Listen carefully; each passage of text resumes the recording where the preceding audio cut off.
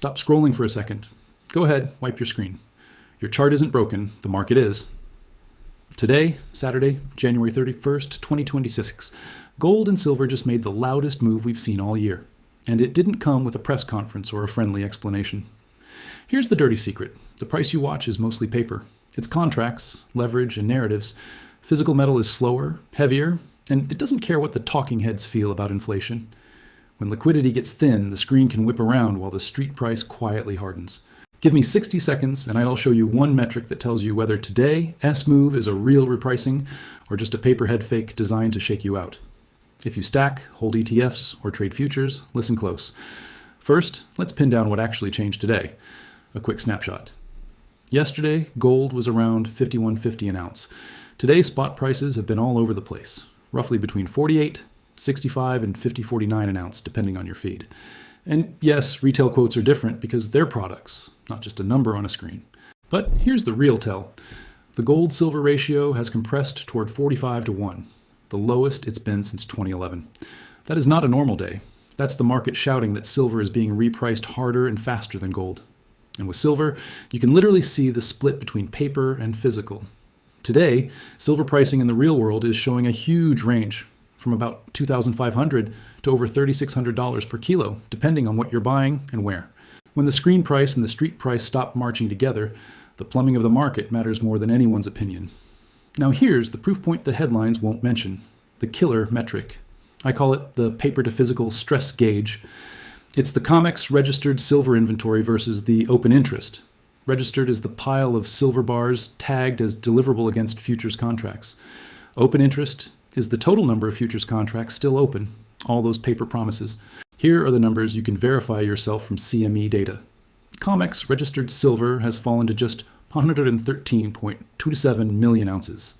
Meanwhile, the open interest is about 140,000 contracts. Each contract represents 5,000 ounces. Do the math.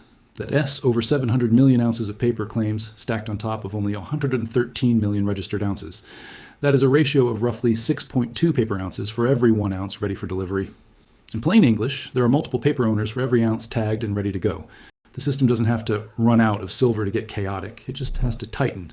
Deliveries get harder, spreads widen, margins bite, and forced liquidation does the dirty work on the paper side while physical metal stays scarce. So what changed between yesterday and today that made this snap? Yesterday was calm, tight ranges, routine volume, everyone acting like metals were a sideshow. Then today, the tape snapped. Volatility exploded. This is microstructure, not magic. Heading into a weekend and month end, liquidity gets thin. The order book is shallow. One big shove hits the stop loss orders. Those stops become market orders, and the market orders create a cascade. Paper moves first. Physical metal doesn't teleport. That's why the screen can whip around while physical quotes stay firm or even drift higher as dealers manage their inventory risk, not predict the next candle. Now let's talk catalysts. Then I'll show you the trap mechanism. 3 sparks can light a fire like this. First, the dollar and real yields.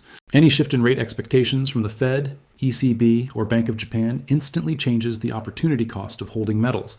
Second, risk. Geopolitics, energy volatility, credit stress. They don't need to be the end of the world. They just need to create uncertainty. That pushes hedging flows into thin liquidity, which turns normal buying into a violent price lurch. And third, the physical bid. Asia doesn't wait for a Western headline. If Shanghai runs a premium and Indian demand firms up, metal leaves the West's paper arena and goes where it's treated as savings, not a trade. Now for the part most people never learn, the paper trap. You're not just trading silver, the element. You're trading a leveraged system where price discovery happens in the futures market first, not in coin shops. Bullion banks dominate that liquidity. That's not a conspiracy, it's just market structure. And this structure creates a repeatable trap. Step 1, the price starts running and shorts feel the heat. Step 2, heavy paper selling caps the rally. Step 3, retail momentum piles in late because the chart finally confirms the move. Step 4, the price whips just enough to run stops on both sides. Step 5, volatility spikes and margin pressure forces weak hands out. The media calls it speculation, which cools public excitement while forced sellers do the work. You see a number. Institutions see collateral, margin, and liquidation math. This is where the truth leaks out, the spread between what the screen says and what metal costs in the real world. On paper, you get spot. In real life, you pay for the object, the fabrication, shipping, insurance, dealer inventory risk, and most importantly, availability. That's why today you can see silver pricing across a wide band. When those ranges widen, it usually means dealers are protecting their supply, not getting greedy. It often shows up before the public ever hears the words delivery stress. Also, watch the East versus West premium. When Shanghai prices stay meaningfully higher than London's, it signals a sustained physical pull away from Western price discovery. Paper can drop in a minute, physical supply can't. So let's look at the escalation ladder. Yesterday was complacency. Today was the biggest shock of 2026, with our stress gauge flashing. 113 million registered ounces versus 700 million in paper claims. What's next? In the coming sessions, watch COMEX behavior. Do deliveries increase, or do traders pay up to roll their contracts and avoid delivery? Then watch the spreads between futures and spot. When those gaps widen, that's plumbing strain. Next, watch the pressure valve everyone forgets, margin requirements. When volatility spikes, exchanges can raise margins. This doesn't change fundamentals, it just forces liquidation. It's how paper gets shaken out. Also watch the ETFs like SLV and GLD. Are their holdings changing aggressively? And finally, watch for backwardation. That's when near-term metal costs more than later-dated metal. It's the market screaming, I need it now. So, what does this mean for you? It depends on how you hold gold and silver. If you hold physical, your scoreboard isn't the daily candle. It's replacement cost and availability. Your risk isn't a 2% dip. It's not being able to find ounces without paying a punishing premium when supply gets tight. If you hold ETFs like GLD or SLV, understand what you own. It's a financial wrapper. In times of stress, watch for any discount or premium to the net asset value. If you trade futures or with leverage, accept the truth. Volatility is a margin weapon. Even if you're right on the direction, you can get forced out. Define your risk first, and if you're new or have no position, don't chase a loud candle on social media. Learn the plumbing first, then decide on your exposure. Stackers defend purchasing power. Paper traders defend their collateral. Now, the classic skeptic question. If physical is so tight, why doesn't arbitrage just fix it? Because arbitrage isn't magic in the metals market. The cheap thing on your screen is a futures promise. The expensive thing is a specific physical product. There's friction, shipping, insurance, vaulting, and exchange rules. In periods of stress, spreads can widen faster than arbitrage capital can move.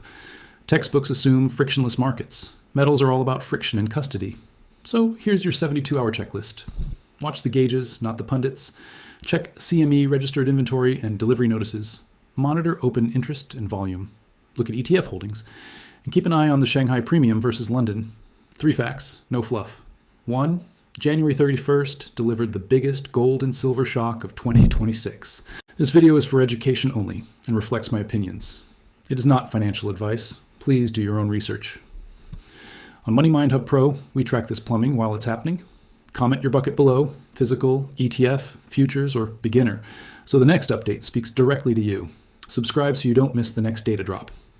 In my next update, I'm tracking the CME Daily Metal Stocks Report, and whether this paper to registered ratio cools down or tightens further. Thanks for watching.